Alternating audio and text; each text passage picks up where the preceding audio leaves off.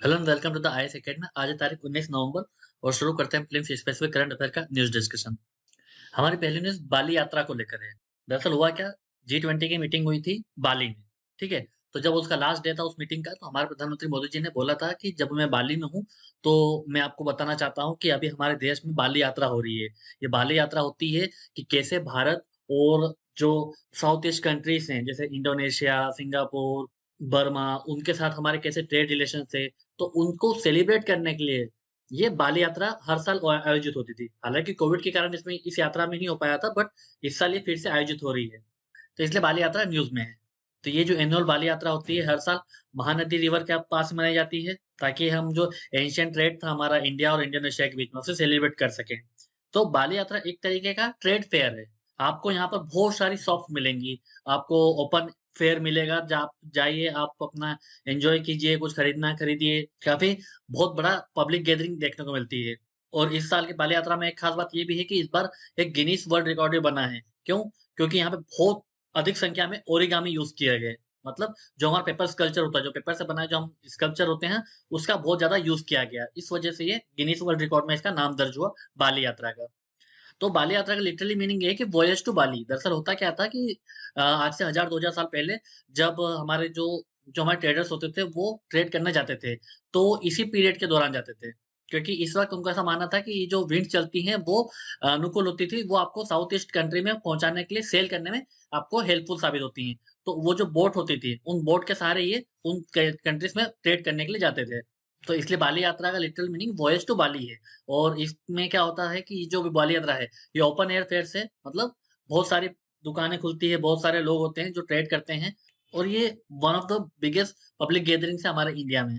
इसका मकसद यही है कि 2000 साल जो हमारा मैरीटाइम ट्रेड था, कल्चरल लिंक था, एंशिएंट कलिंगा जो आज अभी उड़ीसा के नाम से जानते हैं, और जिनके साथ Bali, other south east country like Java, Sumatra, Borneo, Burma, Ceylon, Sri Lanka, इनके साथ हमारे जो मैरीटाइम लिंक थे, कल्चरल लिंक थे, उन्हें सेलिब्रेट करना। ये कब मनाया जाता है? हमेशा on the day of Kartik Purnima. Full moon day होता है in the month of Kartik, यानी कि अक्टूबर-नवंबर के में कभी भी जब ये फुल मून डे होता है, तब हम ये बाली यात्रा ऑर्गेनाइज़ करते हैं। तो जो कलिंगा एम्पायर था, वो शुरू से ही अपने ग्लोरियस मैरीटाइम हिस्ट्री के लिए जाना जाता है, और इनके पास में कुछ खास बोट्स होती थी जिन्हें बोइटास बोलते थे। इसी बोइटास का इस्तेमाल करके ये इंडोनेशिया में ट्रेड करते थे। तो यूपीएससी बोइटास पूछ सकती है, क्योंकि उसने लगातार ऐसे मैरीटाइम को लेके बहुत सारे क्वेश्चन पूछे हैं, लास्ट ईयर भी, उसके पहले भी। तो हमें ये टर्म्स के बारे में पता होना चाहिए। अब चलते हैं आगे। हमारी अगली न्यूज़ उड़ा देवी को लेकर है। क्यों ये न्यूज़ में है? दरअसल लखनऊ बहुत सारे इवेंट्स ऑर्गेनाइज़ किए जा रहे हैं, जिसमें हम उड़ा देवी का जो शहीदी हुई थी, उसे हम याद कर रहे हैं, श्रद्धांजलि दे रहे हैं। और अगर हम उड़ा देवी की बात करें, तो ये हम फ्रीडम फाइटर थी, पारसी कम्युनिटी को बिलॉन्ग करती थी, और इनका जन्म लखनऊ में हुआ था। ये फ्रीडम फाइटर थी जो बाद में बेगम हज़रत महल की रॉयल गार्ड को इन्होंने जॉइन किया था। इन्होंने 1857 की क्रांति में पार्टिसिपेट किया था, जिसमें वो वाजिद अली शाह की वुमन स्क्वाड में शामिल थी। और इनके रिगार्डिंग एक इम्पोर्टेंट एस्पेक्ट ये भी है कि ये ऐसी लीडर थी जिन्होंने लोगों को मोबिलाइज़ किया, खासकर दलित वुमेन्स को, ताकि वो ब्रिटिश के अगेंस्ट लड़ाई लड़ सकें। तो ये एग्ज़ाम्पल हमें पता होना चाहिए कि वो दलित वुमन को भी उन्होंने काफ़ी मोबिलाइज़ किया था। तो यूपीएससी में आप अपने आंसर में इसको कोट कर सकते हैं, या फिर डायरेक्टली उड़ा देवी के बारे में यूपीएससी पूछ सकती है। अब चलते हैं आगे। हमारे अगली न्यूज़ नार्को टेस्ट को लेकर है। क्यों न्यूज़ में है? दरअसल आपको पता है कि एक लड़की का कत्ल कर दिया गया, उसके 35 टुकड़े करके जंगल में फेंक दिया था। तो ये काफ़ी हाई प्रोफाइल केस बन गया है। इसमें जो एक्यूज़्ड है, आफ्ताब पूनावाला, चूँकि मर्डर वेपन्स हमें मिल नहीं रहा है और बॉडी भी लगभग डिस्पोज़ हो गई है, तो पुलिस को और ज़्यादा एविडेंस की ज़रूरत है। इस वजह से वो नार्को टेस्ट के लिए माँग कर रही है। हालाँकि हाई कोर्ट ने नार्को टेस्ट के लिए हाँ बोल दी है कि आप 5 दिन के अंदर इसका नार्को टेस्ट करवा दीजिए। तो अगर प्रीलिम्स के हिसाब से देखें तो नार्को टेस्ट क्या होता है? तो इस नार्को एनालिसिस टेस्ट में क्या किया जाता है कि आपकी बॉडी के अंदर सोडियम पेंटाथॉल आपके बॉडी में इंजेक्ट किया जाता है। ये एक टाइप का सेडेटिव होता है।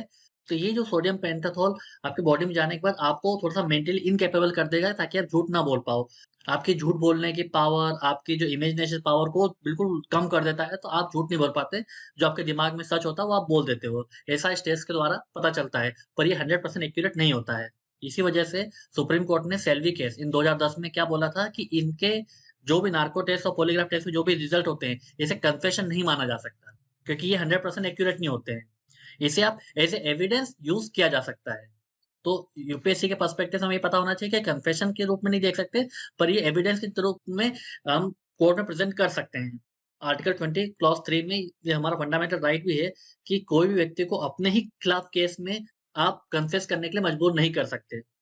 अगर पॉलीग्राफ टेस्ट की बात करें तो इसमें जब आप झूठ बोलते हो तो आपका कुछ जो की मेजर्स होते हैं जैसे ब्लड प्रेशर, पल्स, रेस्पिरेशन ये बढ़ जाती है, ऊपर-नीचे होती है तो इससे आपका झूठ पकड़ा जाता है। और P300 टेस्ट होता है ब्रेन मैपिंग टेस्ट के लिए। तो ये टर्म्स अगर यूपीएससी पूछे डायरेक्टली तो या फिर अगर इसे पॉलिटी एंगल को देखें तो ये कन्फेशन नहीं मान सकते इसे। सुप्रीम कोर्ट ने साफ-साफ मना कर दिया है कि इसका कन्फेशन नहीं हो सकता है और ये हमेशा वॉलंटरी होगा और सिर्फ़ कोर्ट के निर्देश पे ही ये कराई जा सकती है और ये एज़ ए एविडेंस यूज़ की जा सकती है पर एज़ ए कन्फेशन यूज़ नहीं हो सकती। अब चलते हैं आगे। हमारी अगली न्यूज़ इन्फ्लेशन को लेकर है। दरअसल हुआ क्या, अक्टूबर मंथ में डाटा आ गया है कि जो इन्फ्लेशन हमारा कोर रिटेल इन्फ्लेशन वो 6.3 से बढ़कर 6.5% हो गया है। तो हमें ये जानना है कि कोर इन्फ्लेशन क्या होता है और हेडलाइन इन्फ्लेशन क्या होता है। तो कोर इन्फ्लेशन बेसिकली ये देखा जाता है कि आपकी जो इकोनॉमी में जो ट्रेड है, जो गुड्स हैं, उसमें क्या इन्फ्लेशन हो रहा है, ठीक है? तो ये लॉन्ग टर्म का इम्पैक्ट है। तो इसमें आपको जो वोलेटाइल फूड है, फ्यूल प्राइसेस हैं, एक्साइज़ ड्यूटी, इनकम टैक्स ये एक्सक्लूड करना पड़ता है।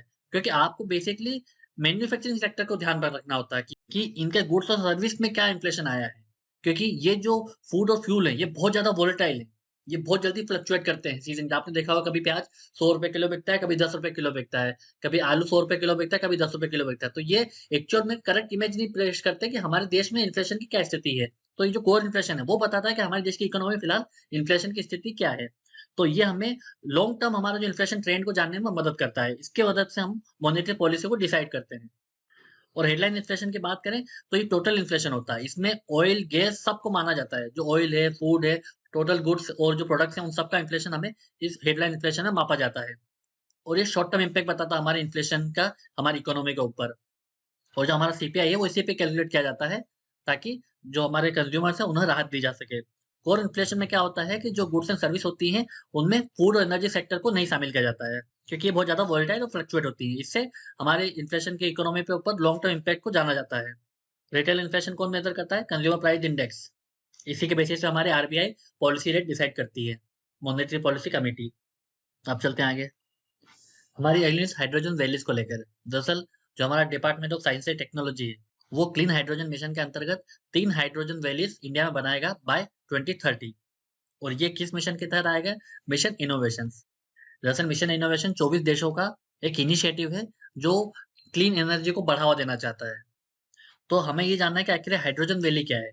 हाइड्रोजन वैली एक ज्योग्राफिकल एरिया है, जैसे सिटी, रीजन, आइसलैंड या फिर इंडस्ट्रियल क्लस्टर, ऐसी जगह जहाँ पर आप हाइड्रोजन का एक पूरा इकोसिस्टम तैयार करोगे। वहाँ पर हाइड्रोजन को एक आप वहाँ पर ग्रीन हाइड्रोजन भी प्रोड्यूस करोगे और उसी ग्रीन हाइड्रोजन को आप कंज़्यूम करोगे, ताकि हमारे देश में जो एनवायरनमेंट है वो ज़्यादा से ज़्यादा सेफ रहे और कम ग्रीन हाउस गैस एमिट हो सके।